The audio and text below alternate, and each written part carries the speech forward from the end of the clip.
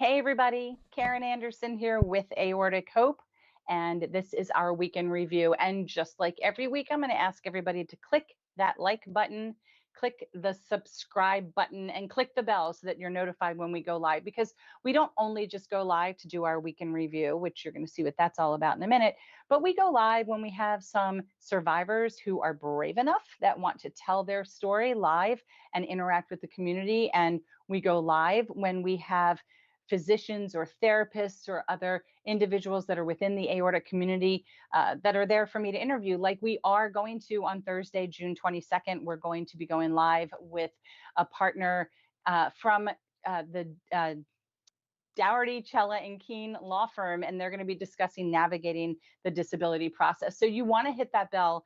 So this way you'll be reminded to join us at 7 p.m. on the 22nd. And you can actually come and bring your questions for that event. And you can also submit them to us at info@aortacope.org if you want your questions to be anonymous. So again, click like, click subscribe, click the bell, and now we're going to begin with our week. Bit of news.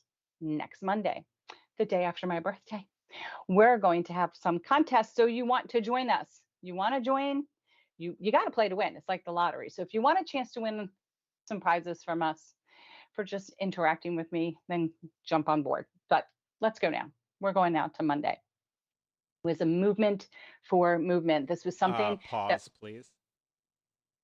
Bo is here, cancer free. yay.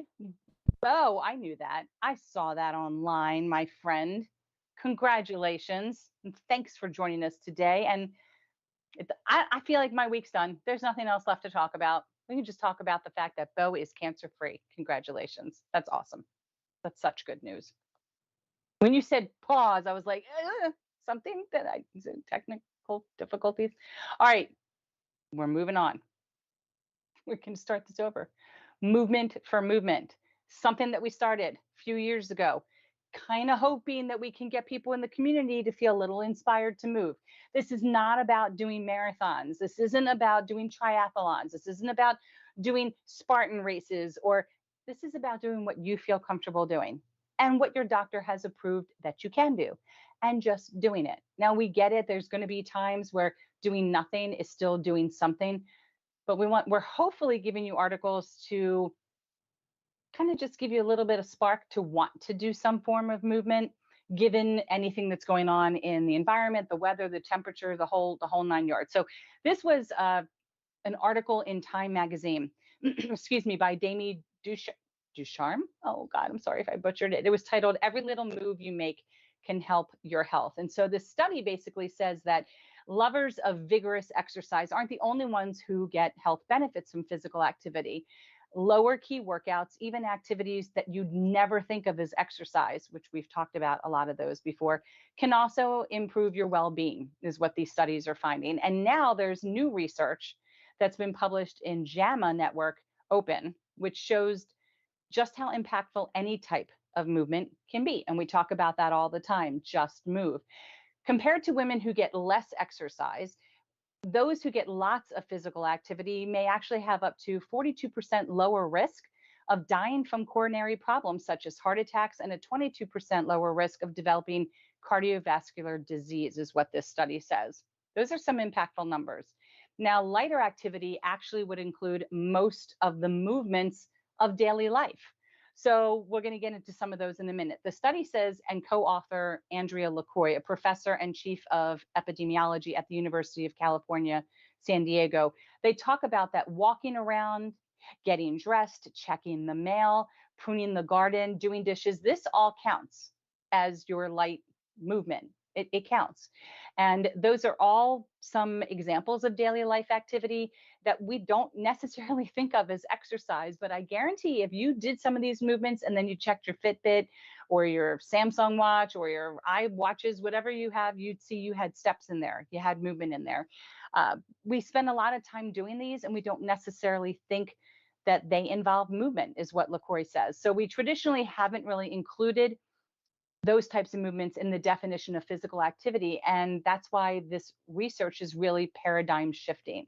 And it's actually going to hopefully help you shift your mindset as well when it comes to movement. It doesn't make things as daunting. So again, we say it all the time. We know that doing nothing is still doing something. However, for many of us, we sometimes just need to feel supported in doing some kind of movement.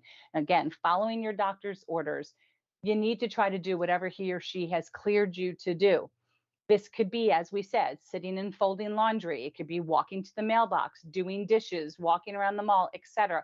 Whatever you do, just move. Like, don't compare yourself to anybody else or any of the stories that you see on Facebook.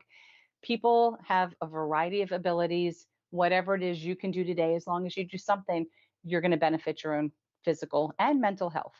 So that's our movement for Movement Monday. Okie dokie. We're going to move on to Tuesday.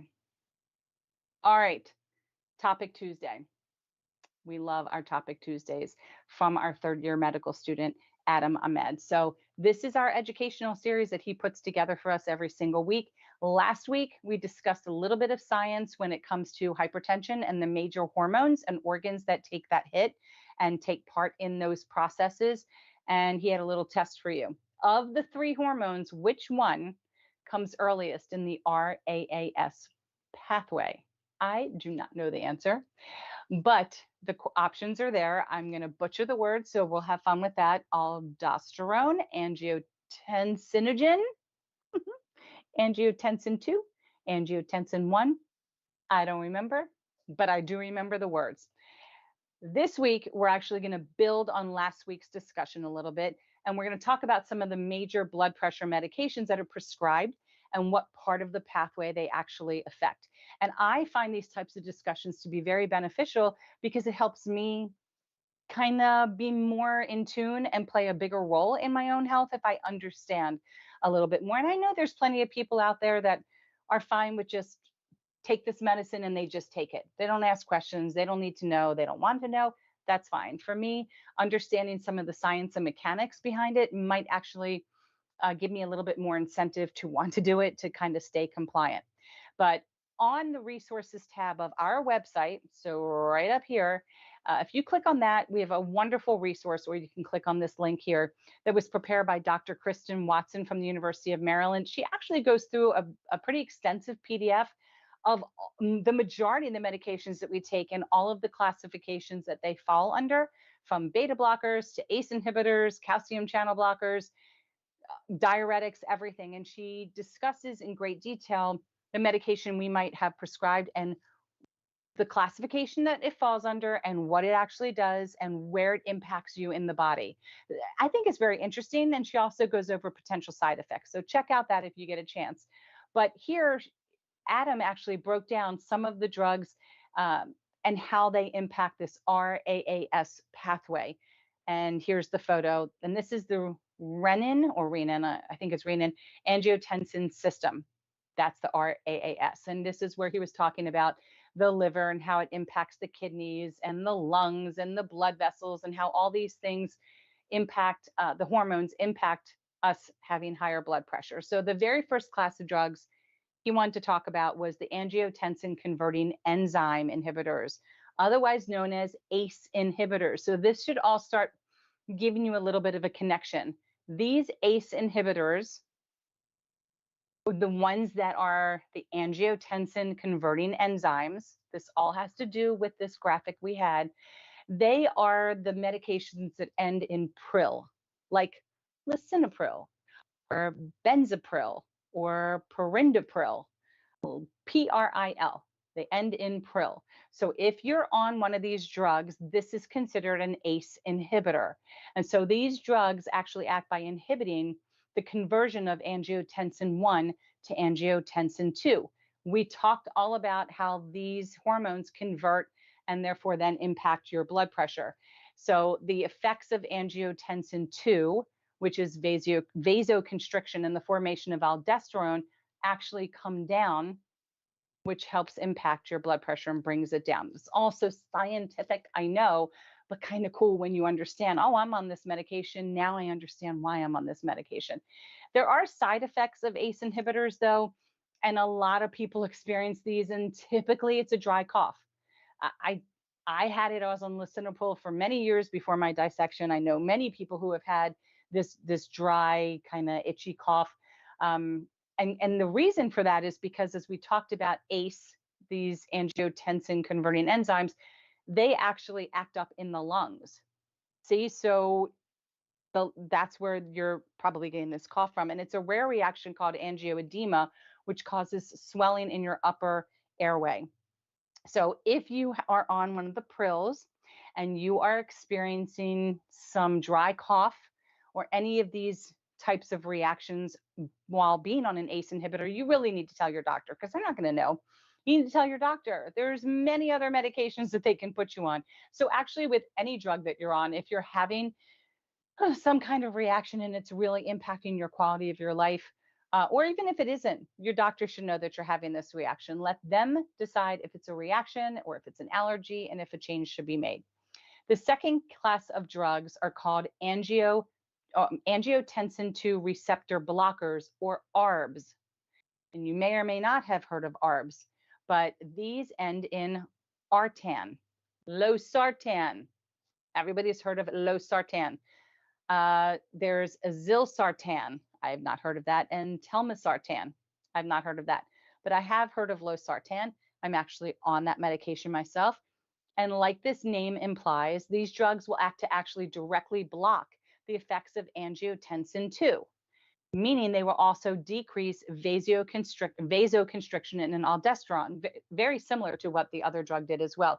And they have similar side effects to those ACE inhibitors or the prills. So your doctor might routinely order some type of blood work to monitor your salt, your potassium, and your kidney functions. This does not mean if you are on losartan or a similar, if you're on the ARBs or the artan medications, do not stop drugs or stop potassium or start taking, do not do anything. I am not here telling you something to do. I am simply reading this blog from Adam, which explains what these drugs actually are doing to the hormones that are being released in your body that can potentially cause your high blood pressure. This is all information for you to take back to your doctor, to talk with your cardiologist, to have this conversation, to share that you have a cough if you have one, to share if you're having edema or swelling. This is not meant for you to take it upon yourself to decide, I'm going to start taking potassium or stop taking potassium. Have those conversations and follow your doctor's orders. Okay. The next drug would be beta blockers. We are all probably on beta blockers, or many of us are on beta blockers. It's typically the first medication they're giving us, especially if you have a dissection and you're in the hospital. You're waking up finding out that you're on metoprolol, right? Lol. These are the lulls. They end in OL, and they could be carvedilol, labetalol, metoprolol. I don't know why I always get tongue tied with that, but a lot of us wake up with that typical, well-known, used beta blocker. And beta blockers actually have this calming effect on the heart. It causes decreased heart rate and force of pumping, which helps lower the blood pressure throughout your entire system. And some beta blockers may actually also directly inhibit the release of a hormone, renin, which we've talked about all up above, from the kidneys, which stops the entire RAAS pathway early in its course. So this is how all of this is interreacting, it's reacting within each other. Some of the side effects that you can find with a beta blocker can be, especially early on, tiredness, dizziness, sexual dysfunction, and shortness of breath. It's very common to see these types of side effects. Even if you've been on it a while and you increase a dose, you should give yourself about 4 to 6 weeks to kind of let the body get adjusted and then see if you're still having some impacts. Personally, I was on losartan. I was on 900 milligrams when I came out of the hospital after my dissection 8 years ago. And I was a zombie. I was so tired. Sometimes I didn't know where I was driving. I got confused. I would easily get dizzy. So I had the discussion with my cardiologist, and we moved me to nebivolol, one of the LOLs. We moved me into a different drug in this same classification of beta blocker, and everything changed. Everything. Like the cloud was lifted and I felt amazing. Well, it's been 8 years. I've needed to increase my dose. I went through 4 to 6 weeks of being extremely fatigued and a little dizzy. I've had some shortness of breath. I just reported everything, but my blood pressure's been great. And I've now since adapted to that higher dosage. So these are all bits of information so that you can say to yourself, oh, I'm having that, and have a conversation with a doctor. And some of you may not be having any of this, and that's great. Yay, you. But in case you are, good conversation to have with your physician. And finally, we have aldosterone and antagonists. And these drugs end in ONE. So it could be spironolactone, I can't say this, or eplerenone. Okay, I am butchering it. So yeah, this may end up on the blooper reel. I don't know. But these drugs work later in the RAAS pathway to oppose the effects of aldosterone that is released from the adrenal glands, meaning they're going to stop the kidneys from absorbing uh, water and salt. That's what these specific drugs do. So uh, I think that these drugs are more often called into play if you have some issue with your kidneys. Okay, your doctors may order routine blood work to check out your salt, to check out your potassium and your kidney functions, and those are all just routine blood tests that they can do. Some side effects, though, from these drugs would include dizziness, um, could be breast tenderness, or menstrual cycle irregularities when it comes to one of the drugs. So, a lot of information, a lot of ways of teaching everyone what are the hormones that actually can contribute to causing your high blood pressure. How does this whole system work, and why are we prescribed some of these medications in a much more scientific way of basically presenting the information. When Dr. Watson presents it, it is so easy to understand in one way, but in this way that Adam presents it, it's much more from a mechanical standpoint. So, interested to know your perspectives and how you receive this information, but definitely check out the resources tab for that amazing educational material that Dr. Watson has provided us. And now, coming up this week, we're actually going to talk about other hypertensive drugs and diuretics. And some of us have been given diuretics like Lasix and stuff like that, and some of us haven't. But again, thank you to everyone who checks out this article. Adam's so happy to be part of the organization and wants to remind everybody to think aorta and think family. Share this information with your family members, and share your questions with your physicians. So that's our topic Tuesday. So Molly here says, I found this information very interesting. It's nice to sound intelligent when speaking with medical professionals. And then she says, It is. It really is. I think that sometimes I've heard from some medical professionals that when I can speak intelligently like this, not that I remember spiraculones and I don't know the word, when I can at least talk about classifications, and I feel more empowered to share how I'm feeling, and they are just appreciative. I would say 9 out of 10 are very appreciative to be able to find a patient that is very in tune with their own body and can properly express what they're feeling. right on. And then she says, Karen, you sound so doctorish.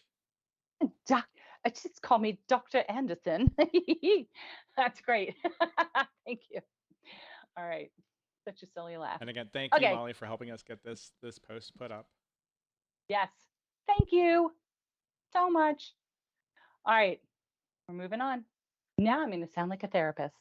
For Therapeutic Thursday, you guys, we're here focusing on how to flip the script and turn around the narrative that's in your mind. We all do it. We wake up and very quickly we can decide, is today a good day or is today going to be a pretty crappy day? But, even if you leave the house and your car has a flat tire, it doesn't mean the entire day is ruined. You have to make the decision to flip the script in your mind, to take control over it and change the direction that things are going. You might not be able to change things that happen to you, but how you react to it, you're completely in control. So, as a lot of us have experienced when it comes to aortic issues like an aneurysm or a dissection due to a connective tissue disorder, response to pregnancy or trauma to the chest, these are things that are not in your control. They're really beyond your control. However, For others, you may have been told that your aortic issue was actually caused by something that was maybe more like drinking a lot or smoking a lot or not exercising and having a lot of weight and consuming energy drinks, heavy weightlifting, etc. At the end of the day, it doesn't really matter. Nothing matters as to why this has happened to you. It just did. It just happened. So you have to kind of change the narrative. Don't feel guilty that something's happened to your body. It just it doesn't really matter anymore, right? All you can do is control what you can control moving forward. So we asked the community to kind of give us their best quotes and how they handle these situations of changing the script and flipping the script and changing the narrative. So in helping you and helping yourself and sharing this information, you're actually helping others. So some of our top two quotes that we had was one was written by John Wooden. Don't let what you cannot do interfere with what you can do, right? If you can't do it, why are you dwelling? You can't do it. Move on. Focus on what you can do. Kind of like movement for Movement Monday, right? Like, okay, so I'm not running a triathlon. I'm not even running. I mean, maybe if there's a fire, maybe you get a little bit of extra oomph, but I'm going to focus on what I can do. And what I can do is walk. I mean, clearly I can put in 18,000 steps when I'm shopping. So I should be able to walk, just because it's a Monday, right? So I just have to focus on some of those things and not worry about what it is that I can't do. And also switch your mentality from I'm broken and I'm helpless to I'm growing and healing. And watch how fast your life changes for the better.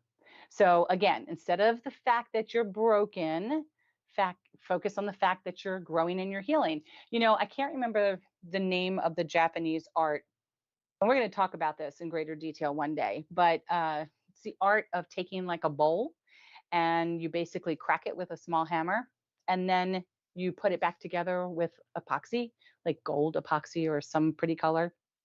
And the concept is okay, so it's broken, but it doesn't mean that it doesn't look amazing now that it's put back together. It's just different.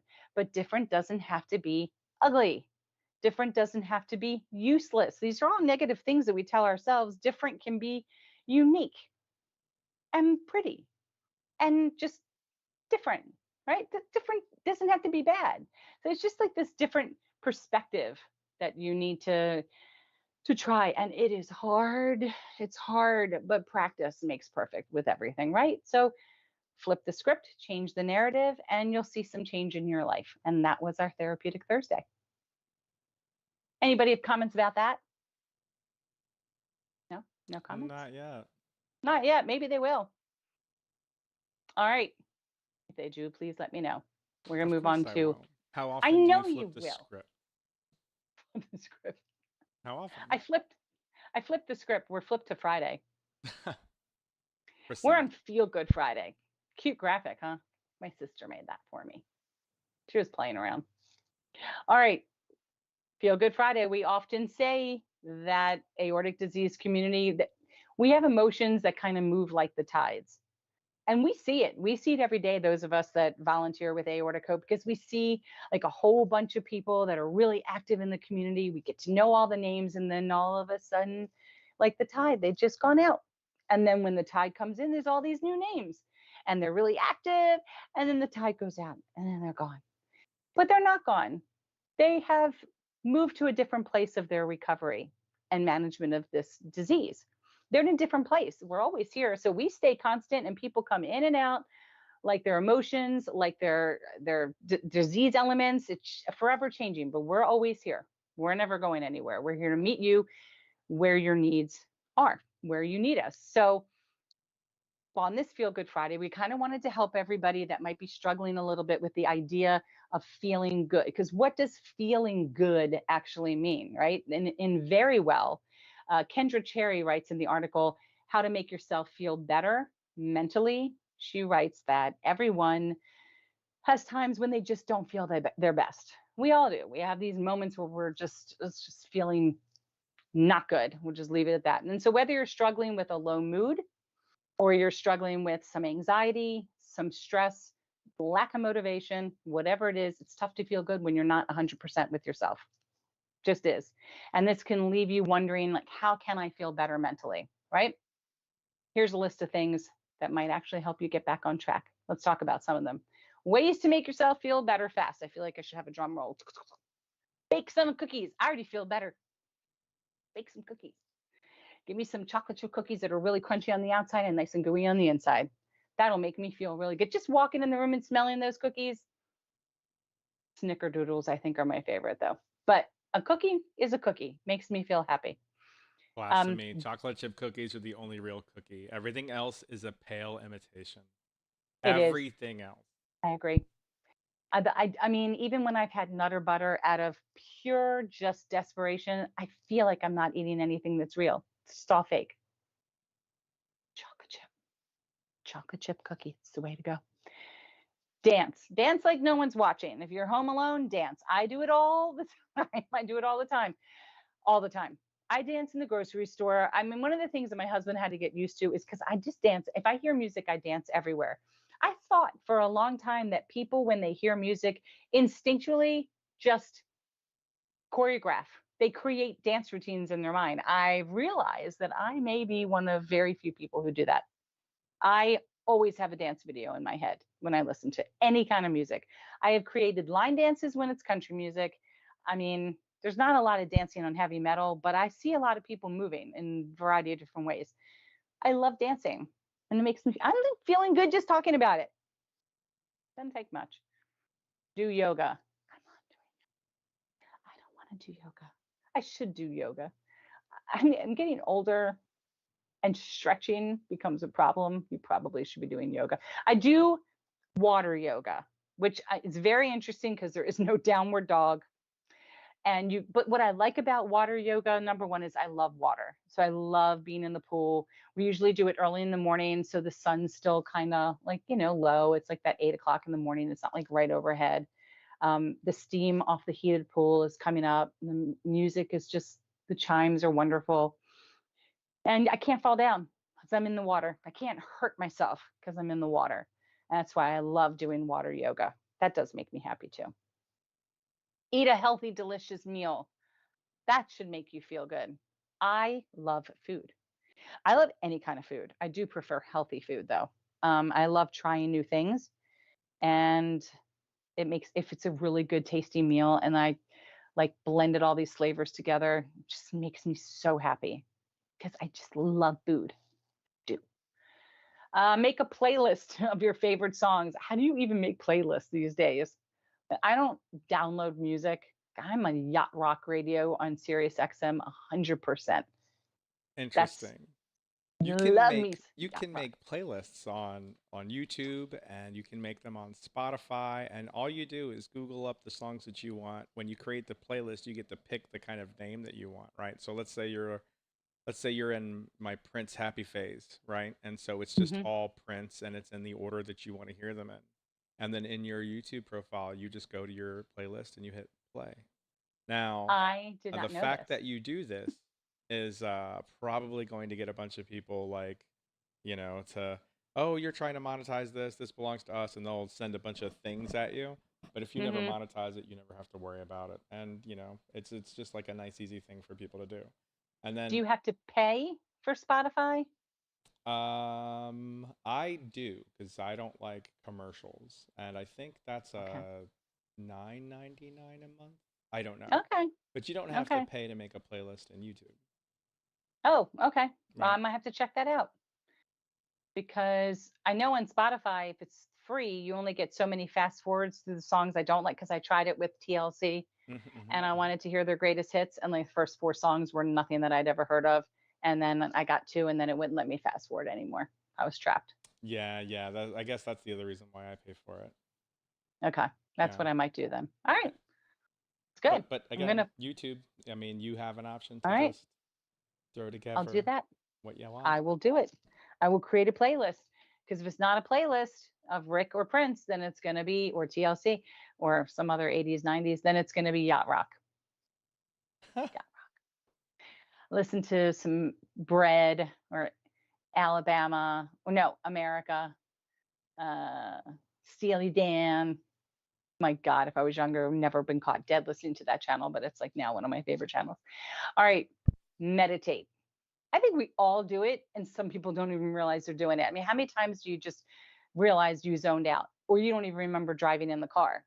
That's a form of meditation because you're just so focused on something else, although probably doing it in the car is not the greatest place to do it in. But you can do it while you're brushing your teeth, just being mindful of your moment that you're in. So I do like doing that. I don't think I really sit down and say, I'm going to meditate right now as often as I could. But that's something that can actually make you feel really better pretty fast. Play with your dog. I love playing with my puppy. I love it. I love my Benny, my baby. You go through all of her million nicknames. I just love rubbing her ears. It just automatically calms me down. But we already know that pets are therapeutic and they're helpful and they're wonderful. Um, Practice a hobby. For me, it's painting. I do love painting. I love seeing what I can create. I love seeing what other people can create too. So that would probably be my hobby. Read a book. I just started actually reading books. Well, I mean, I had to here because we have a whole book resources thing. And I did read everybody's books. And they were all wonderful in their own right. But I actually started reading just a book.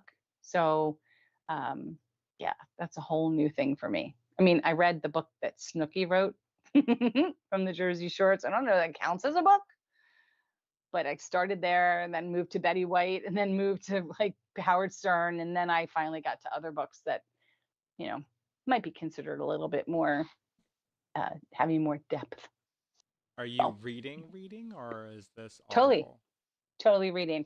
Um, Audible, I would lose my mind. I need to see something visual if it's Audible. I have to see while I'm hearing.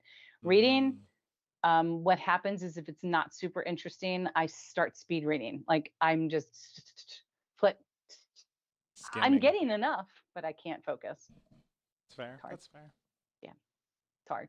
I know so many people that Yeah, say they're reading a book though, and they mean that they're listening to a book. And yeah, I'm like, that seems like cheating. And I don't know why I feel that way. But also, I because can they're read not faster reading. than they can talk to me, and that's a problem. Oh, Because when people yeah. are reading a book and it's going that slow, I'm in snooze fest Oh, yeah. If somebody is reading a book and they're reading it at this particular tempo, I'm done. Like you time. got to read it fast, like you're a speed reader. That's Yeah. Yeah. so I can. That's yeah. Here, and I think when somebody says they're reading a book, if they're listening to a book, then say I'm listening to a book. Don't Right? say We you're have reading it words for a reason. to read them. Exactly. If you're not reading them, then you're listening to them. All right. Take a relaxing hot bath. I do this. I prefer to go into my hot tub. I make it a cool tub. It's down to about 95 right now. Might take it a little bit lower. I was just out there the other day. Oh my gosh. I get on, I have a little float that's got like a floaty for behind the head and under the knees with a hammock because it's like my hot tub only fits like 4 people. It's 2 benches, but it's like an adult baby pool. So I just get in there and I just let the little jets just kind of bounce me back and forth from one wall to the other wall. And I watch the deer go by and the birds fly. And oh, it's just so, I love it so much. It just makes me so happy. I love it. I just got to get past the spiders that are living sometimes in the slider. Oh, funny story. So, yeah, come downstairs the other day to look for a board game to take when I went on vacation. I do not ever go to the basement, very rarely, only if I have to go out to the hot tub because scary stuff lives in the damn basement. So I went downstairs, turned the light on, and as soon as I turned the corner, it is the size of my palm. Spiders just sitting there on the carpet, and I hit this note. Must have been like a high C that I don't actually ever hit. It was so loud. Husband knew right away, and he's like, "Paper or microwavable container?" I'm like, "Tupperware, Tupperware." And he comes downstairs, and it's not so much the size, it's the speed of which this spider that should have been on a leash ran up the wall. I mean, my little teeny toes and my fingers went right into my little phalanges, sucked into my body. And I start spewing out very, very bad words. very bad words. And I can't even stop it. And he's excited and crying and laughing at the same time and wants to show me this thing that is spread out in my Tupperware container. And it's like a comedy show of who can chase the other one around the basement till I, start becoming very threatening. So yeah, that was the other day. That's so super fun. So super fun. Okay, that was just my story to share. Oh yeah, let's get back to the list. Watch a funny online video. Okay, I do it all the time. I'm very much a voyeur into reels and into TikTok. And I love watching people fall down. I love babies that are cracking up. I love animals that do silly things. I love people that dance and then they fall down. I just love when people fall down. I can't help it. And so it cracks me up, makes me very happy. All right. Watch your favorite movie or TV show. I don't even know. I can't even tell you what my favorite would be, but my most recent favorite TV show is Ted Lasso. I also liked Shrinking, and now we're watching Platonic. So good. They're all so good on Apple TV. And yeah, I think they're all on Apple, and they're all so funny and really, really good. I like Seth Rogen. I like Jason Segel.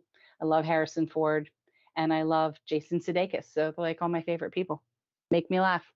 What's your favorite movie or TV show? Of that list you just gave, oh, my favorite movie or TV show. Mhm. Did you happen to catch Beef on Netflix by chance? I have not seen it yet. It's on my list. Oh goodness. Funny? Oh my God, it's hysterical. Okay, I then we'll mean, watch it. right out of the gate, Okay. it's so preposterous, and it's just it's amazing. I All wish right. more people would watch it. All right, I will. It's in my list. I got to get there. I came upstairs the other night and my husband was watching Piranha 3D and it pained me. It was, I think it had to be meant to be stupid. Um, Yeah. Like when I was a kid, one of my family's favorite things was to watch terrible movies on TV yeah, and just like make fun of it, laugh hysterically, just like jeer all the way through it. And I feel like that's why they make those movies. Like they want people to yeah, just make fun of them. Molly says, maybe. "Lasso." Lasso's the best. I hope they have a spinoff. I'm not going to give anything away for those that have not seen it, but it was probably one of the better things I've seen on TV.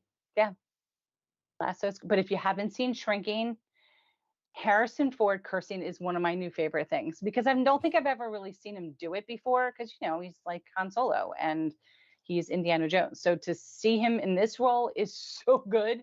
And Jason Segel is phenomenal. And then Rose Byrne and Seth Rogen. I cannot believe I'm remembering any of these people's names. I remember nothing.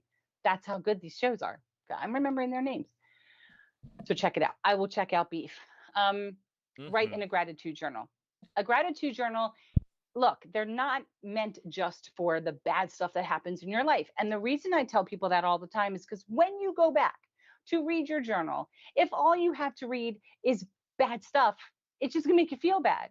So for every bad thing that you write, and I say bad, I mean negative, not necessarily uplifting, the stuff that you're just dumping out that's been on your mind and weighing you down.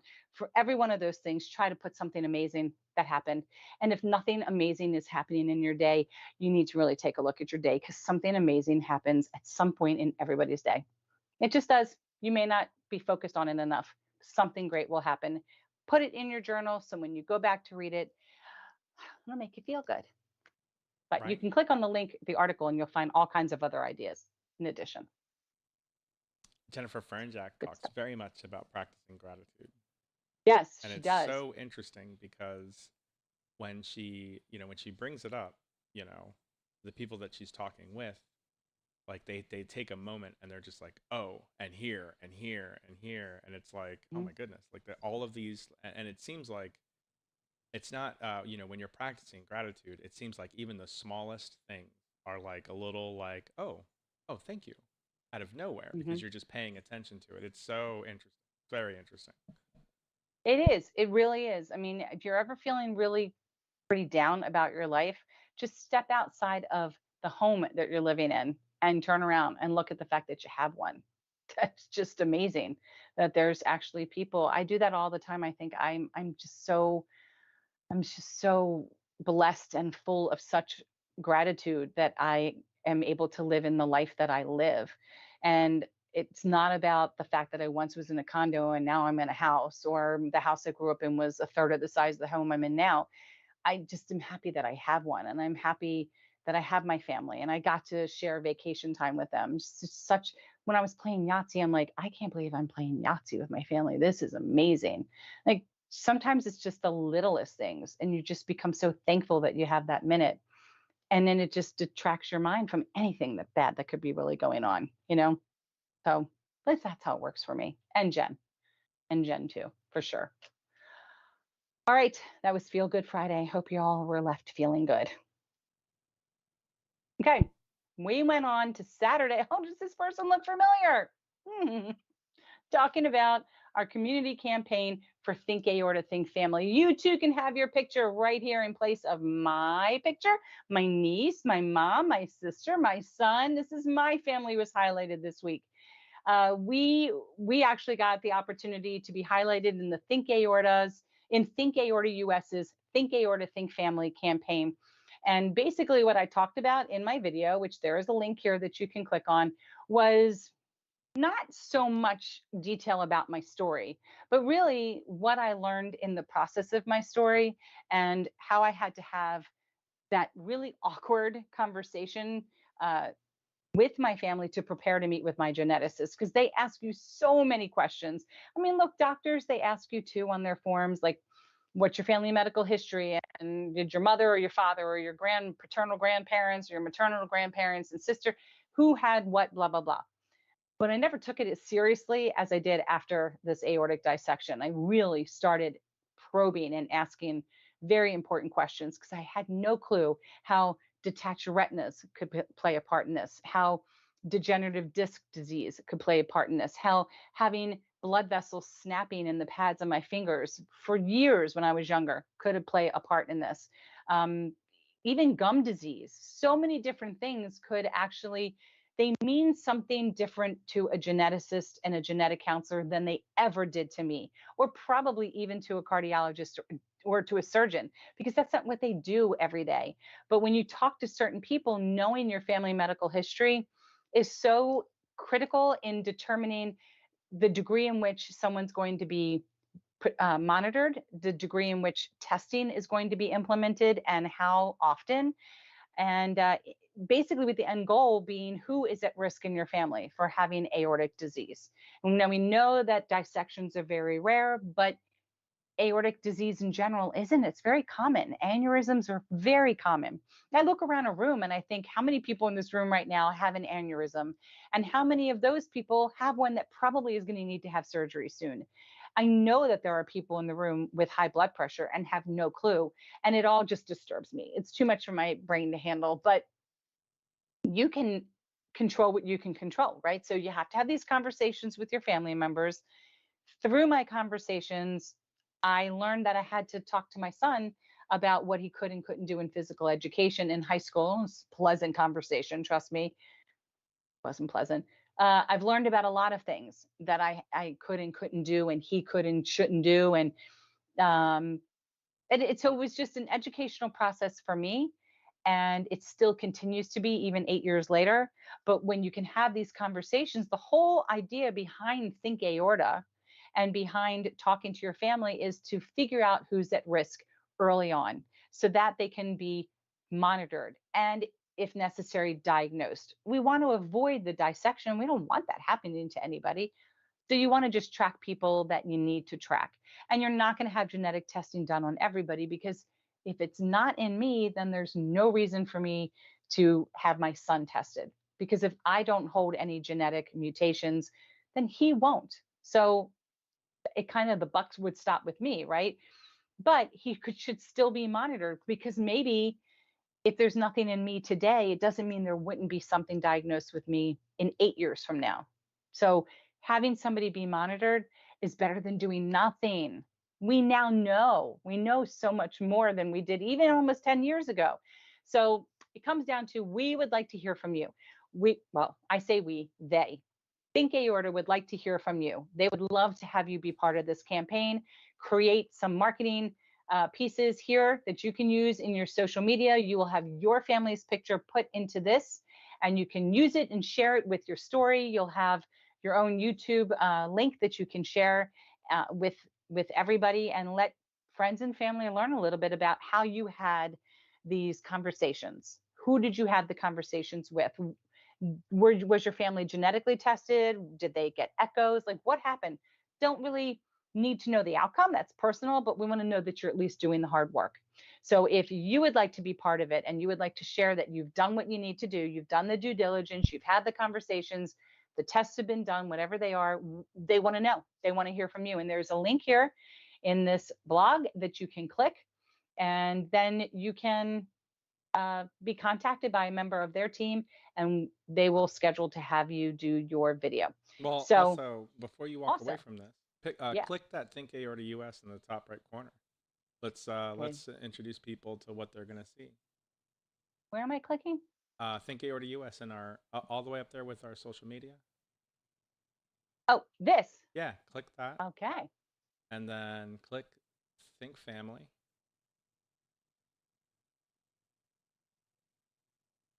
And so this is the awareness campaign, and you can order posters, which you can see below there.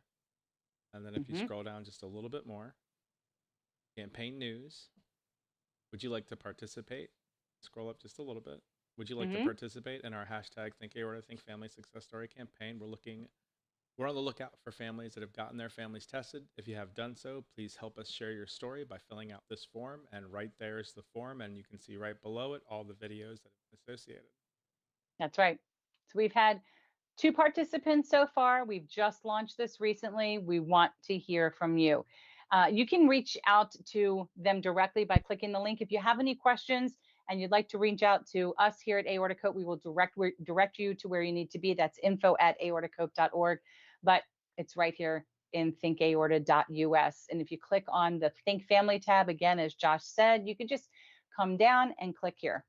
Thank you so much. Thanks for sharing. That was great. Okay, moving on to Share With You Sunday. There's no particular reason why I brought this up. Of course, there's a particular reason, because my birthday's around the corner. And I just started my own birthday fundraiser on both Facebook and Instagram. So I hope you guys realize by now that we run basically completely on generous donations from the community. And 100% of the money that we raise goes back into our initiatives, goes into podcasting, into Hope Mail, into contests, into our what will be now. We're moving from rack cards into patient room, exam room posters. So many of our things, the support groups, the survivor series, all kinds of stuff that we're doing. 100% of our money goes towards those initiatives. So if you've ever thought about helping and raising money for Aortacope, this is an easy way to do it. You can just click on Instagram. There's a button that says to create a fundraiser, and you can put in Aortacope. It ties it right to Aortacope, and everybody can see and watch how much money that you're raising.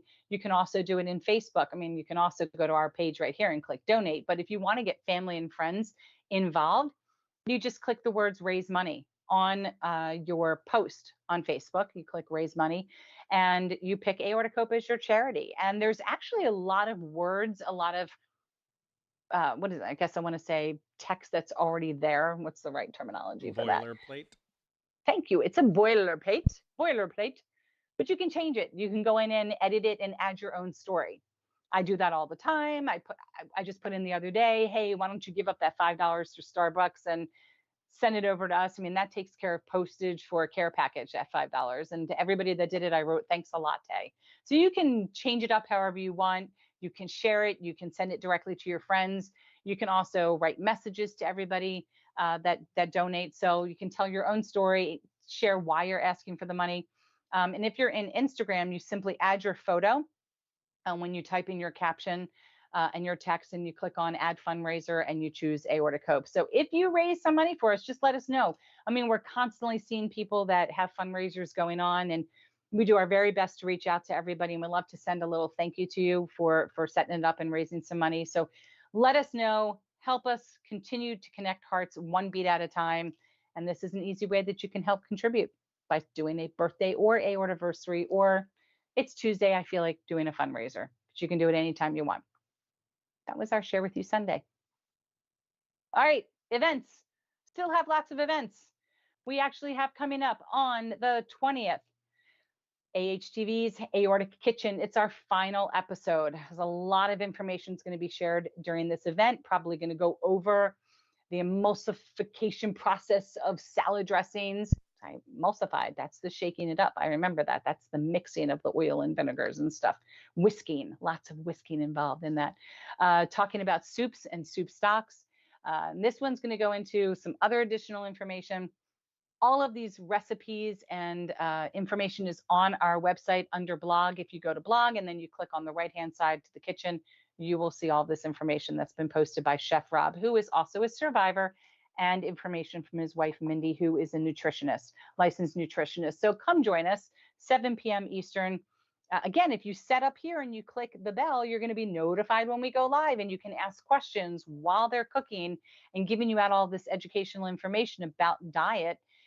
For us in the community, you can ask questions, and Chef Rob and Mindy will answer them live in that moment.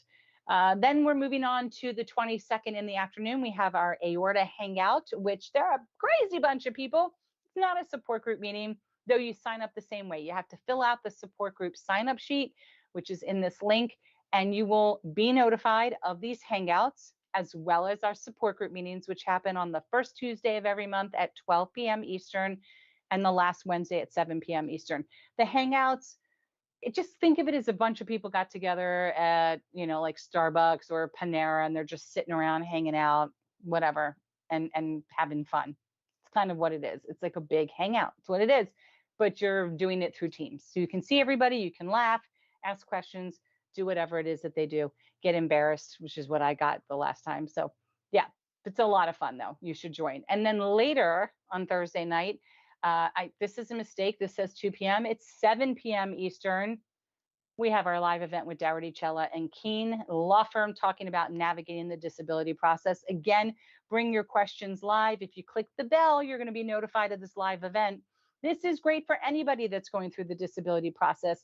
You don't need to have aortic disease to be part of this. They are well versed in aortic disease now because they've been working with a lot of people from the community, but they understand the changes that are happening real time with the Social Security disability process or the SSI, which is very different than going just for disability. So ask the questions, find out information about the time frame.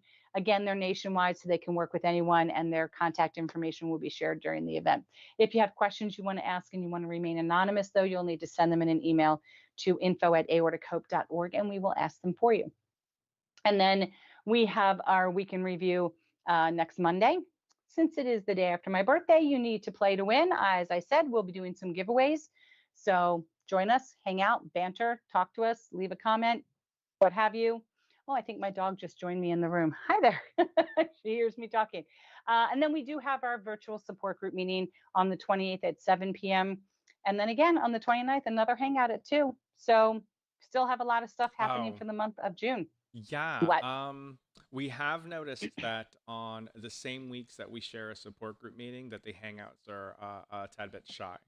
We're going to Okay. continue monitoring this, but we may just leave it open without, like, just an open hang session. Okay. Maybe not hosted by anyone. Maybe Okay. just, hey, it's an open call if anybody wants to jump in. But Sounds good. what ends up happening is, although we have a steadfast group of our regulars, they're the ones that show up Sure. on the following day in the same week that we have support groups. Okay. Yeah, Um, it sounds like it'll be a little bit much. I mean, support groups are very important. mhm. And that's where you're going to be able to ask a lot of questions, share your story. We want to know your story. I know we're going to have a guest speaker, hopefully, coming up in July and August. We should have some guest speakers for like the first half hour or so. Mm. That'll be there in more of a one-on-one environment where you can ask some questions, but it's a little bit more serious. It's a lot of serious topics that are discussed in support group meetings, whereas the hangout is just a crazy bunch of people just having a really good time. So, Yeah, you know, they're pick fun. whichever you want. Just know if you come to a hangout first and you're hoping for support group and you're like, why is everybody just like joking? Then you meant to go to the support group. So just think about that a little bit. Right on. All right. Bo, congratulations to you. Thanks so much for hopping on. And Molly, thanks so much for joining. We appreciate it.